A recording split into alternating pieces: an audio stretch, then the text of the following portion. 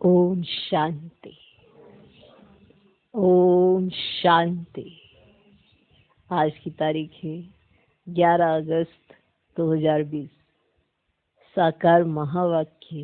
बाबा कहते मीठे बच्चे, तुम्हारी एम ऑब्जेक्ट है वंडरफुल रंग बिरंगी दुनिया का मालिक बनना। तुम्हारी एम ऑब्जेक्ट है वंडरफुल रंग बिरंगी दुनिया माना स्वर्ग का मालिक बनना। तो सदा इसी खुशी में हर्षित रहो। तो सदा इसी खुशी में हर्षित रहो, मुरझाया हुआ नहीं। माना इतनी खुशी की बात है कि आप कौन सी दुनिया के मालिक बनने वाले हो। थोड़े समय की बात है कि आप इस पुरानी दुनिया में हो, फिर एक ऐसी दुनिया में जाएंगे जो रंग बिरंगी दुनिया, एक वंडरफुल दुनिया जो भगवान अपने बच्चों के लिए बना रहे हैं। आप उस दुनिया में जाएंगे यहाँ पर थोड़े समय के लिए। तो आपको कितनी खुशी होनी चाहिए कि भगवान आपके लिए एक नई दुनिया बना रहे हैं, एक ऐसा स्थान जहाँ पर खुशियाँ ही खुशियाँ है, सुख ही सुख है। किसी का किसी के साथ कोई द्वेष नहीं, कोई घृणा नहीं, कोई ईर्ष्या नहीं, कोई मनमुटाव नहीं, कोई जेलसी नहीं, कोई टकराव नहीं, कोई संबंधों में ऐसी खींचातानी नहीं। सब कुछ रॉयल, एक ऐसी दुनिया। तो तुम्हारी एम ऑब्जेक्ट क्या है? ऐसी दुनिया में जाना। तो संगम पर अभी परमात्मा जो श्रीमत मिलती है उसका पालन करते हुए आप ऐसी दुनिया के मालिक बन सकते हो, ऊंच पद पा सकते हो। कितनी वंडरफुल दुनिया है वो। उस दुनिया में जाने के लायक भी आपको भगवान स्वयं ही बनाते हैं। हर रोज शिक्षा देते हैं, रोज समझाते हैं, ऐसे करो, ऐसे ना करो, ऐसे करना, ऐसे ना करना। और अगर फिर भी जो नहीं करने के लिए कहा जाता है वही करते हैं तो फिर अपने ही कर्मों से दुखी होते हैं। और फिर जब दुख होता है तो कहते क्या करें, कैसे करें। इतनी समझ तो सब में होती है।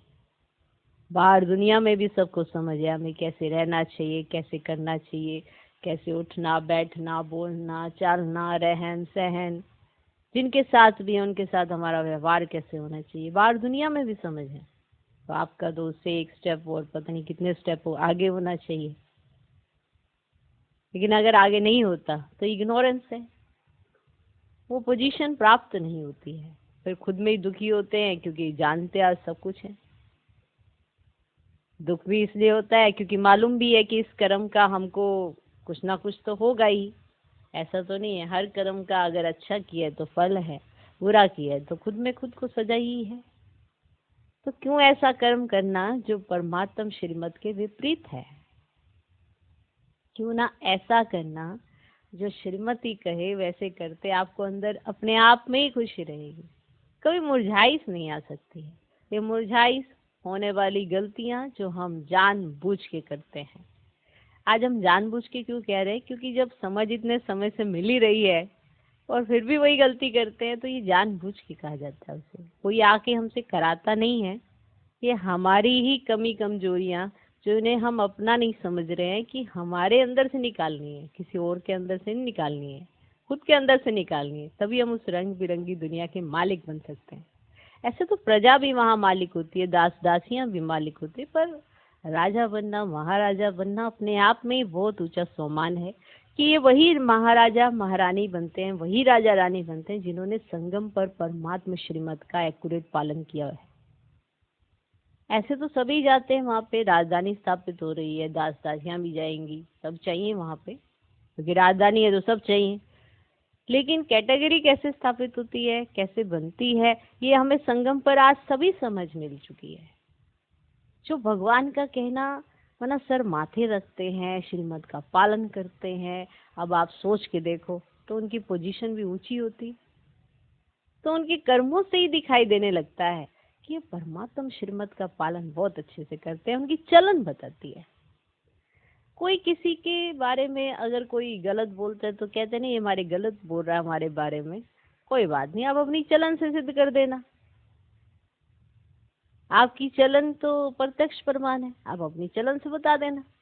आप अपने कर्मों से बता देना। पर अगर हम अपने कर्मों से नहीं बताते, हम वैसे ही करते हैं, तो किसी का सोचना या बोलना उस पे नहीं जाना है, पहले अपने आप पे देखना है। तो ये जो मुरझाई सा जाती है, इसको जरूर चेक करना चाहिए। इसका कारण भी हम खुद ही हैं। श्रीमत का जब पालन नहीं करते, और श्रीमत है क्या? अमृत वेले से लेकर रात्रि तक हमारे सुकर्मों के लिए हमें दी हुई मत, जो कलयुग में नहीं थी, इसलिए विकारी बने, पतित बने। और आज संगम पर मिली, श्रीमत मिली, तो माना श्रेष्ठ बने। कर्म तो वैसे ही है, सुबह उठना, खाना पीना, सबके साथ व्यवहार में आना, संबंध संपर्क में कैसा व्यवहार है, सब कुछ वैसे ही है, बस श्रीमत शामिल है इस बीच में। माना श्रीमत ये कहती है, जो भी कर्म करो मेरी याद में करना, वो कर्म सुकर्म बन जाएगा और उसका फल तुम्हें मिलेगा। क्योंकि जब परमात्मा याद नहीं थी तो विकर्म हुए, पतित बने। तो ये सब हमारी खुशी की बातें जो हमें हर्षित करेंगी, वो जब तक आप अपने अंदर रिवाइज नहीं करेंगे, जब तक एहसास नहीं होगा कि भगवान हमें दे क्या रहा है, तब तक खुश नहीं रह सकते। और ये फील करना बहुत ज्यादा जरूरी है कि भगवान हमें दे क्या रहा है, तो मुरझाई कभी आ नहीं सकती। और अगर आई है तो जरूर चेक करो, इसके निमित्त आप खुद ही होंगे, कोई और नहीं। ओके, तो तुम्हारी एम ऑब्जेक्ट है वंडरफुल रंग बिरंगी दुनिया, माना स्वर्ग का मालिक बनना। तो सदा इसी खुशी में हर्षित रहो, मुरझाया हुआ नहीं। मुरझाया हुआ नहीं, मुरझाया हुआ बच्चा भगवान को भी पसंद नहीं आता, और वो बच्चा अपने आप को भी पसंद नहीं आता, तो क्यों मुरझाना? क्या भगवान का ज्ञान समझ में नहीं आया? क्या ये बात समझ में नहीं आई कि ये मुरझाइश तो माया के कारण है ना? तो माया के जो हथियार लेके चलते फिरते रहते हो, संबंध संपर्क में आते हो, उसको किनारे करो। परमात्म श्रीमत के रंग बिरंगे गुणों के, कर्तव्यों के, शक्तियों के जो ये आभूषण मिले, इसको ग्रहण करो, कभी मुरझाइश नहीं आएगी। तो मुरझाया हुआ नहीं, क्योंकि इसी खुशी में रहना है कि हम रंग बिरंगी सत्य की दुनिया के मालिक बन रहे हैं। आज का प्रश्न, तकदीरवान बच्चों को कौन सा उमंग सदा बना रहेगा? तकदीरवान बच्चों को कौन सा उमंग सदा बना रहेगा? उत्तर, हमें बेहद का बाप नई दुनिया का प्रिंस प्रिंसेस बनाने के लिए पढ़ा रहे हैं। हमें बेहद का बाप नई दुनिया का प्रिंस प्रिंसेस बनाने के लिए पढ़ा रहे हैं। तुम इसी उमंग से सबको समझा सकते हो।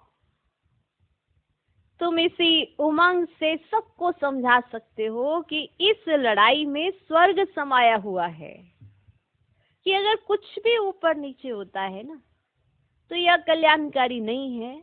इस लड़ाई में स्वर्ग समाया हुआ है। इस लड़ाई के बाद स्वर्ग के द्वार खुलने हैं।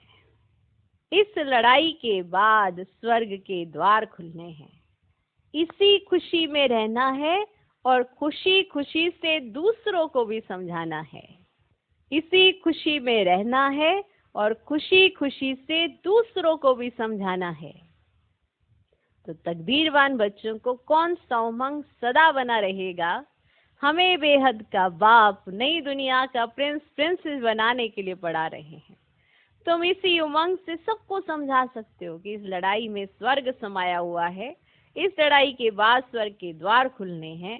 इसी खुशी में रहना है और खुशी खुशी से दूसरों को भी समझाना है। आज का गीत है, दुनिया रंग रंगीली बाबा। ओम शांति। ये किन्होंने कहा बाबा को कि दुनिया रंग बिरंगी है? अब इनका अर्थ दूसरा कोई समझ ना सके, बाप ने समझाया है। ये खेल रंग रंगीला है। कोई भी बाइस्कोप आदि होता है तो बहुत रंग बिरंगी सीन सीनरियां आदि होती है ना। अब इस बेहद की दुनिया को कोई जानते ही नहीं। तुम्हारे में भी नंबरवार पुरुषार्थ अनुसार सारे विश्व के आदि मध्य अंत का ज्ञान है। सब में नहीं है ना, वो नशा नहीं चढ़ता, इसीलिए कहा जाता है सब में नहीं है। तुम्हारे में भी नंबरवार पुरुषार्थ अनुसार सारे विश्व के आदि मध्य अंत का ज्ञान है। तुम समझते हो स्वर्ग कितना रंग बिरंगा है, खूबसूरत है, जिसको कोई भी जानते नहीं, कोई की बुद्धि में नहीं है। वह है वंडरफुल रंग बिरंगी दुनिया। गाया जाता है ना, वंडर ऑफ द वर्ल्ड। इसको सिर्फ तुम जानते हो। तुम ही वंडर ऑफ वर्ल्ड के लिए अपनी अपनी तकदीर अनुसार पुरुषार्थ कर रहे हो। एम ऑब्जेक्ट तो है, वह है वंडर ऑफ वर्ल्ड, बड़ी रंग बिरंगी दुनिया है जहां हीरे ज्वारातों के महल होते हैं। तुम एक सेकंड में वंडरफुल बैकुंठ में चले जाते हो, खेलते हो, रास विलास आदि करते हो, बरोबर वंडरफुल दुनिया है ना। अब यहाँ है माया का राज्य, यह भी कितना वंडरफुल है। मनुष्य क्या क्या करते रहते हैं दुनिया में, ये कोई भी नहीं समझते कि हम नाटक में खेल कर रहे हैं। नाटक अगर समझें तो नाटक के आदि मध्य अंत का भी ज्ञान हो। तुम बच्चे जानते हो बाप भी कितना साधारण है, माया बिल्कुल ही भुला देती है। नाक से पकड़ा, यह भुलाया, अभी अभी याद में है, बहुत हर्षित रहते हैं, ओहो हम वंडर ऑफ वर्ल्ड स्वर्ग के मालिक बन रहे। फिर भूल जाते तो मुरझा जाते, एकदम से भूल जाते हैं, फिर मुरझा पड़ते हैं। ऐसा मुरझा जाते हैं जो भील भी ऐसा मुरझाया हुआ ना हो, ऐसा मुरझाते हैं। माना भील भी आपसे कम मुरझाया हुआ होता है। इतनी सारी जानकारियां होने के बाद भी ऐसा मुरझा जाते हैं जो भील भी ऐसा मुरझाया हुआ ना हो। जरा भी जैसे कि समझते ही नहीं कि हम स्वर्ग में जाने वाले हैं। हमको बेहद का बाप पढ़ा रहे हैं, जैसे एकदम मुर्दे बन जाते हैं। वह खुशी नशा नहीं रहता। अभी वंडर ऑफ वर्ल्ड की स्थापना हो रही है। वंडर ऑफ वर्ल्ड का श्री कृष्ण है प्रिंस, ये भी तुम जानते हो। कृष्ण जन्माष्टमी पर भी जो ज्ञान में होशियार है वे समझाते होंगे।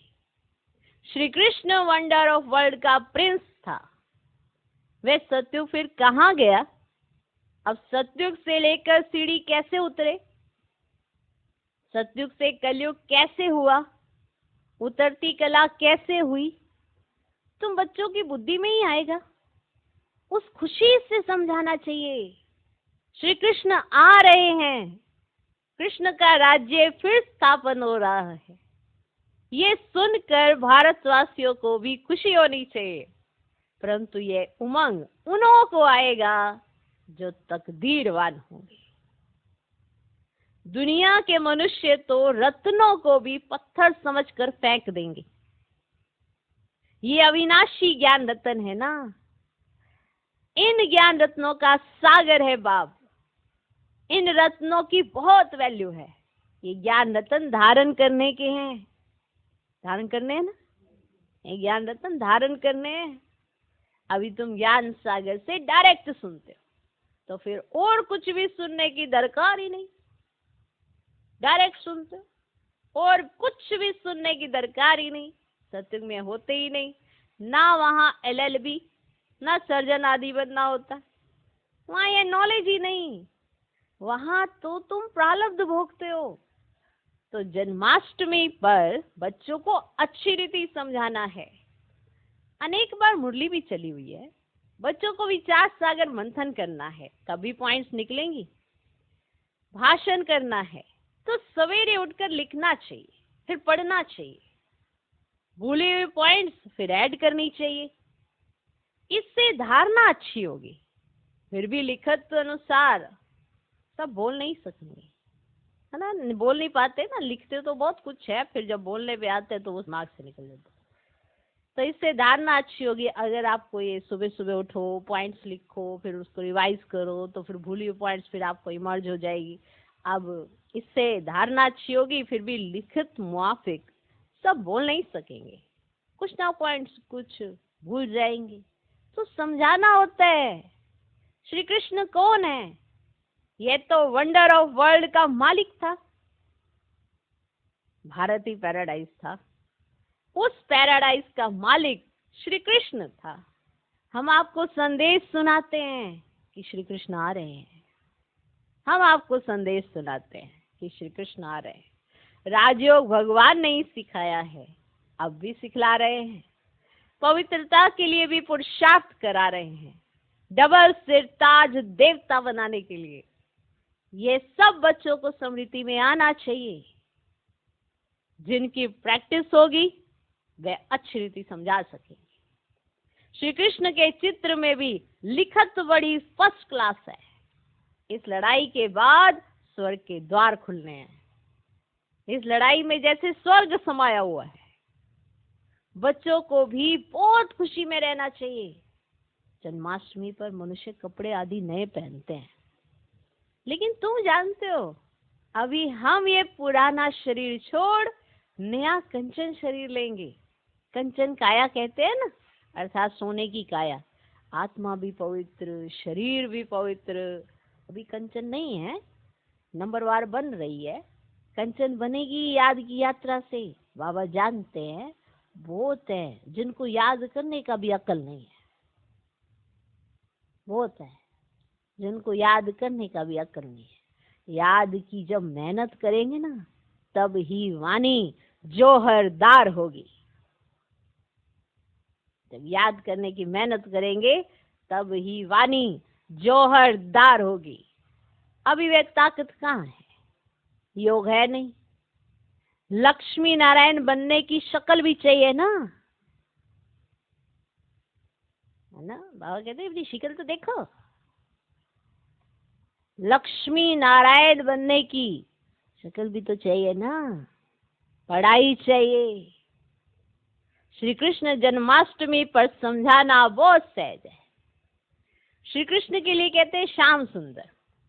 कृष्ण को भी काला, नारायण को भी काला, राम को भी काला बनाए। बाप खुद कहते हैं मेरे बच्चे जो पहले ज्ञान चिता पर बैठ स्वर्ग के मालिक बने, फिर कहाँ चले गए? काम चिता पर बैठ नंबरवार गिरते चले गए। सृष्टि भी सतो प्रधान सतो रजो तमो बनती है, तो मनुष्यों की अवस्था भी ऐसी होती है। काम चिता पर बैठ सब शाम अर्थात काले बन गए। अब मैं आया हूं सुंदर बनाने। आत्मा को सुंदर बनाया जाता है। बाबा हर एक की चलन से समझ जाते हैं, हर एक की चलन से समझ जाते हैं। मनसा वाचा कर्मना कैसे चलते हैं बाबा हर एक की चलन से समझ जाते हैं। मनसा वाचा कर्मना कैसे चलते हैं, कर्म कैसे करते हैं, उससे पता पड़ जाता है।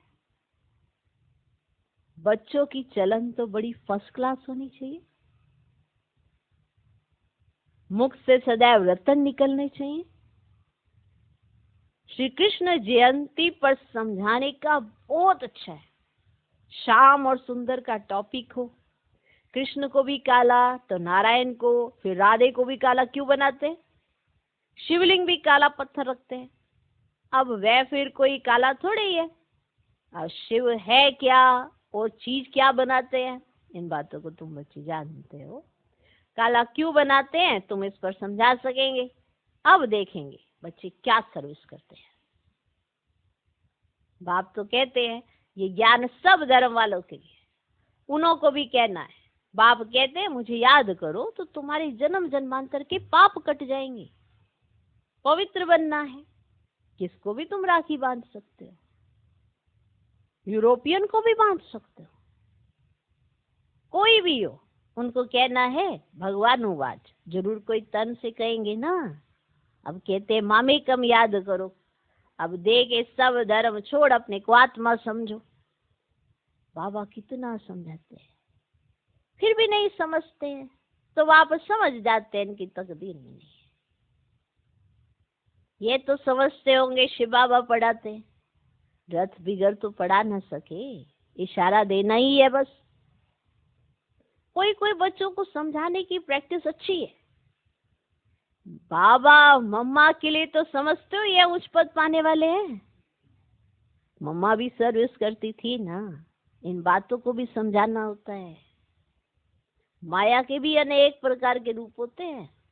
बहुत कहते हैं हमारे में मम्मा आती है, शिव बाबा आते हैं, परंतु नई नई पॉइंट्स तो मुकर्रर तन द्वारा ही सुनाएंगे कि दूसरे किसी द्वारा सुनाएंगे।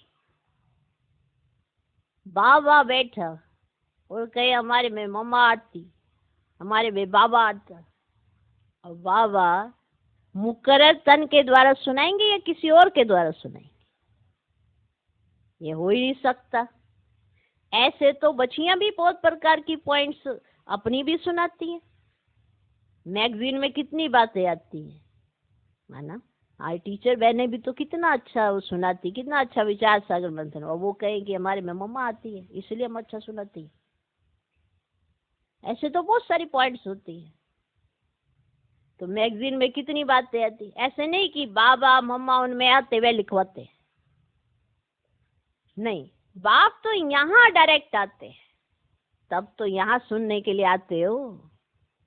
अगर मम्मा बाबा कोई में आते हैं तो फिर वहां ही बैठ उनसे पढ़े, नहीं।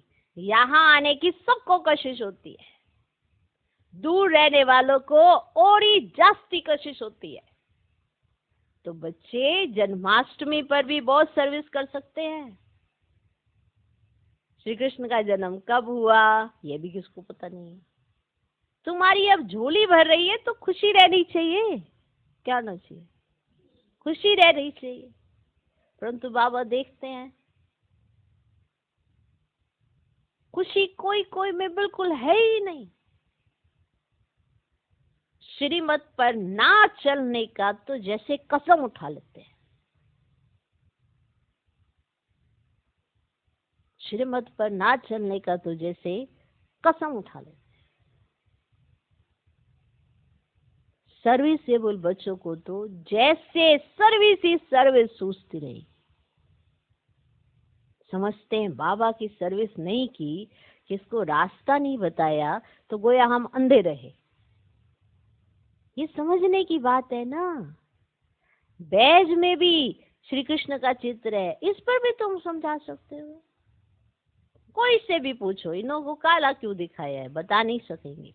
शास्त्रों में लिख दिया है राम की स्त्री चुराई गई, परंतु ऐसी कोई बात होती ही नहीं। तुम भारतवासी परिस्तानी थे, अब कब्रिस्तानी बने हैं, फिर ज्ञान चिता पर बैठ दैवी गुण धारण कर परिस्तानी बनते हो। अभी तुम में ज्ञान योग के द्वारा दैवी गुण आ रहे हैं तो तुम परिस्तानी बन जाओगे। अब ज्ञान योग आया ना, तुम्हारी समझ में तो आया ना, दैवी गुणों को धारण कर लो। कैसे एक चुटकी में दैवी गुण भूल जाते हैं, और अगर उसकी धारणा हो जाए तो भले कैसी भी सिचुएशन आ जाए दैवी गुण नहीं भूल सकते। तो भूल सकती है तो उसका नेचुरल संस्कार होगा, वही तो सामने आएगा ना सेकंड में। जो आपका नेचुरल संस्कार होता है ना वो जल्दी आ जाता है बाहर। और अगर कलयुगी दुनिया के संस्कार के साथ ही व्यवहार आना है तो दैवी गुणों को तो भूलोगे ही भूलोगे, वो आर्टिफिशियल चीजों को साथ में ले आओगे। तो जिसकी प्रैक्टिस जास्ती वही आगे आएगा। तुम भारतवासी ही परिस्तानी थे, अब कब्रिस्तानी बने हैं, फिर ज्ञान चिता पर बैठ दैवी गुण धारण कर परिस्तानी बनते हैं। सर्विस तो बच्चों को करनी है, सबको पैगाम देना है। इसमें बड़ी समझ चाहिए,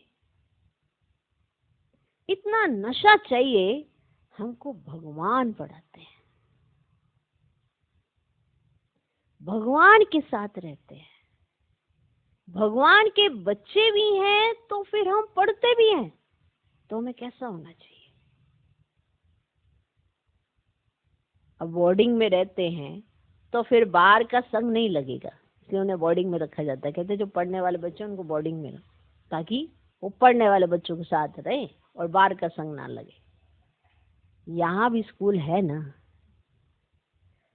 क्रिश्चियंस में फिर भी मैनर्स होते हैं। अभी तो बिल्कुल नो मैनर्स, तमो प्रधान पतित है। देवताओं के आगे जाकर माथा टेकते हैं, कितनी उनकी महिमा है। अब सत्युग में सभी के दैवी कैरेक्टर्स थे, सभी के दैवी कैरेक्टर्स थे, अभी आसुरी कैरेक्टर।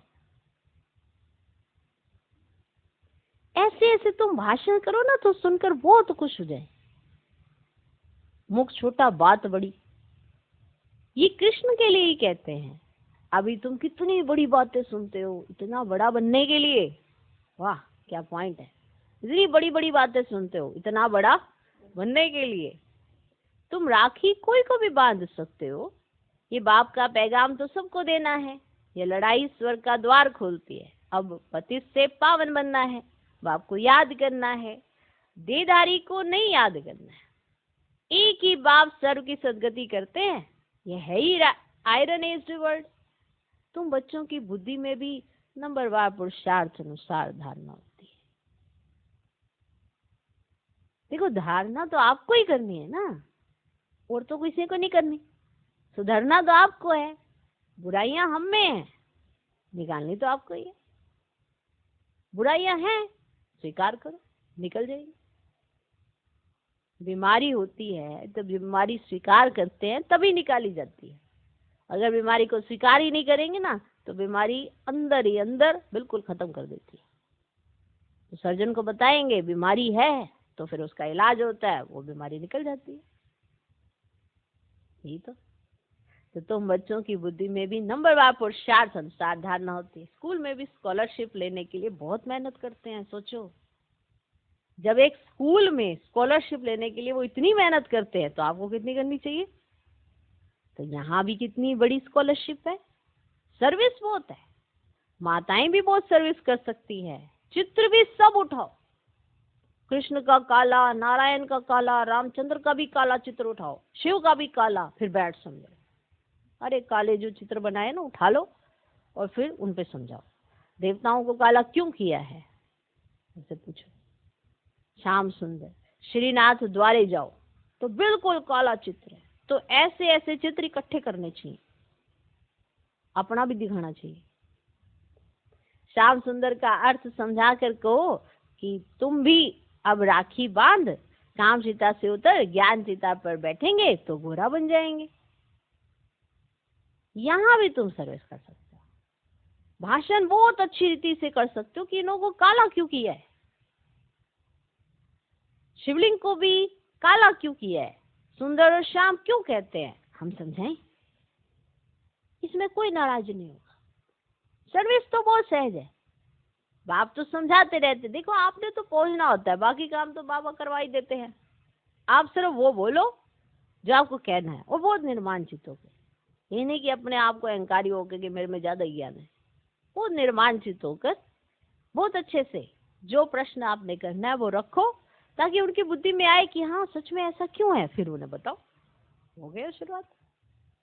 तो बाप तो समझाते रहते हैं, बच्चे अच्छे गुण धारण करो। क्या करो? अच्छे गुण धारण करो, कुल का नाम बाला करो। देखो तुम्हारे में अच्छे गुण होंगे तो तुम्हारे कुल का भी तो नाम बाला होगा, कितना अच्छा गुणवान है।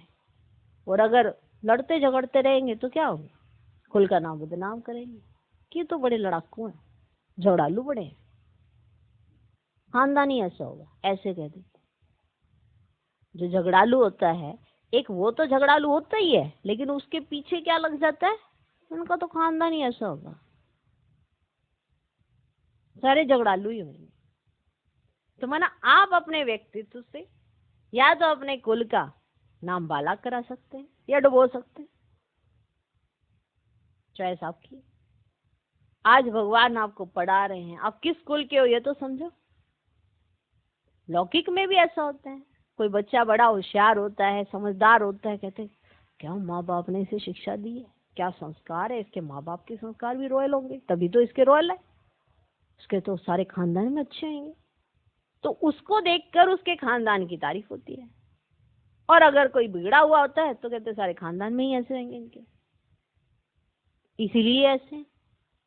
तो कहते खानदानी प्रॉब्लम है इनके अंदर। तो आता है ना, कोई झगड़ा करने में जिसका संस्कार होगा, कोई झगड़ालू होगा, तो फिर ऐसे ही आता सुनने में, कहते इनके तो पूरे खानदान में ही झगड़ालू है, जब देखो झगड़ा ही करते रहते हैं। तो इस तरह से कुल का नाम साथ में जुड़ता ही जुड़ता है।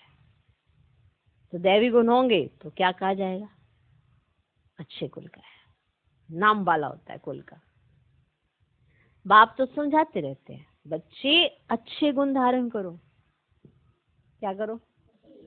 अच्छे गुण धारण करो, कुल का नाम वाला करो। तुम जानते हो अभी हम ऊंचते ऊंच ब्राह्मण कुल के हैं। फिर राखी बंधन का अर्थ तुम कोई को भी समझा सकते हो, वैश्याओं को भी समझा कर राखी बांध सकते हो। चित्र भी साथ में हो। बाप कहते मामिकम याद करो, ये फरमान मानने से तुम गोरे बन जाएंगे। बहुत युक्तियां हैं, कोई भी नाराज नहीं होगा। अगर आप स्नेह से, रूहानी दृष्टि से, आत्मिक भाव से अगर सेवा करेंगे तो कोई भी नाराज नहीं होगा। कोई भी मनुष्य मात्र किसकी सदगति कर नहीं सकते सिवाय एक के। भले राखी बंधन का दिन ना हो, कभी भी राखी बांध सकते हो। ये तो अर्थ समझना है। राखी जब चाहे तब बांधी जा सकती है। तुम्हारा धंधा ही ये है। बोलो, बाप के साथ प्रतिज्ञा करो। बाप कहते मामिकम याद करो तो पवित्र बन जाएंगे।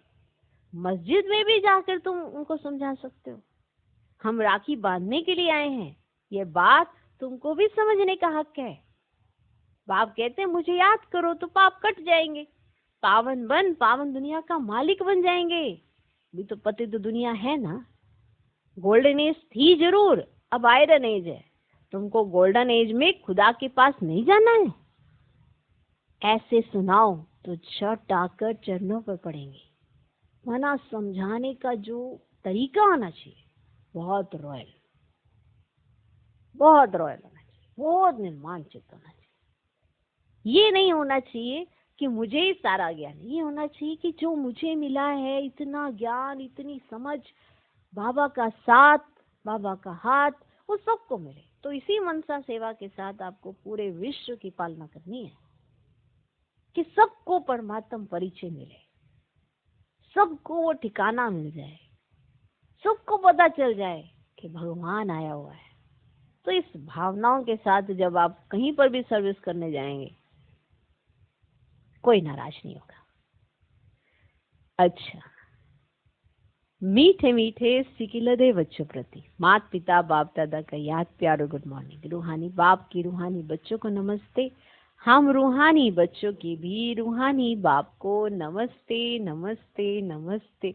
Good morning good morning good morning. धारणा के लिए मुख्य सार पहला पॉइंट, ज्ञान रत्नों के सागर से जो अविनाशी ज्ञान रत्न प्राप्त हो रहे हैं उनकी वैल्यू रखनी है। ज्ञान रत्नों के सागर से जो अविनाशी ज्ञान रत्न प्राप्त हो रहे हैं उनकी वैल्यू रखनी है। विचार सागर मंथन कर स्वयं में ज्ञान रत्न धारण करने हैं। इसलिए भोजन का मटेरियल दे दिया गया है, भोजन बनाना आपका काम है। अगर विचार सागर मंथन नहीं करोगे तो पकाओगे नहीं। इसलिए अगर आप दैवी गुणों को धारण नहीं करते, विचार सागर मंथन नहीं करते, तो फिर आप अवगुणों के साथ ही रहते हो, इसलिए पेट में दर्द होती है। ब्राह्मण जीवन डिफिकल्टी उन्हीं को लगता है जो विचार सागर मंथन नहीं करते हैं। उन्हीं को ये ब्राह्मण जीवन डिफिकल्ट लगता है, उन्हीं के साथ ऐसा होता है। विचार सागर मंथन कर स्वयं में ज्ञान रत्न धारण करने, मुख से सदैव रत्न निकालने, सदैव रत्न निकाल। दूसरा पॉइंट, याद की यात्रा में रहकर वाणी को जोहरदार बनाना है। याद की यात्रा में रहकर वाणी को जोहरदार बनाना है। याद से ही आत्मा कंचन बनेगी, इसलिए याद करने का अकल सीखना है। याद से ही आत्मा कंचन बनेगी, इसे याद करने का अकल सीखना है। आज का वरदान, पुरानी देह और दुनिया को भूलने वाले बाप दादा के दिल तख्त नशीन भव। पुरानी देह और दुनिया को भूलने वाले बाप दादा के दिल तख्त नशीन भव। संगम योगी श्रेष्ठ आत्माओं का स्थान है ही बाप दादा का दिल तख्त। यानी जो संगम योग पर श्रेष्ठ आत्माएं हैं, जो परमात्मा श्रीमत का पालन करती हैं, उनके लिए स्थान है बाप दादा का दिल तख्त। ऐसा तख्त सारे कल्प में नहीं मिल सकता। विश्व के राज्य का व स्टेट के राज्य का तख्त तो मिलता रहेगा, लेकिन यह तख्त नहीं मिलेगा। माना एक जन्म आपको भगवान का दिल तख्त मिल सकता है, सिर्फ आप अपने दिल में भगवान को ही रखें और किसी भी चीजों को ना रखें, तभी आप भगवान के दिल तख्त पर बैठ सकते हैं। और ये तख्त आपको कभी नहीं मिलेगा, सिर्फ इसी समय मिलता है। ये इतना विशाल तख्त है, जो चलो फिरो खाओ सो, लेकिन सदा तख्त नशीन रह सकते हो। जो बच्चे सदा बाप दादा के दिल तख्त नशीन रहते हैं, वे इस पुरानी देह की दुनिया से वे समृद्ध रहते हैं। इसे देखते हुए भी नहीं देखते, वे समृद्ध रहते हैं। ये क्यों, ये क्या, ये कैसे, इन सब प्रश्नों में नहीं जाते हैं, क्योंकि वो बाप के दिल तख्त पर है। आज का स्लोगन, हद के नाम मान शान के पीछे दौड़ लगाना, अर्थात परछाई के पीछे पड़ना। हद के नाम मान शान के पीछे दौड़ लगाना, अर्थात परछाई के पीछे पड़ना। ओम शांति।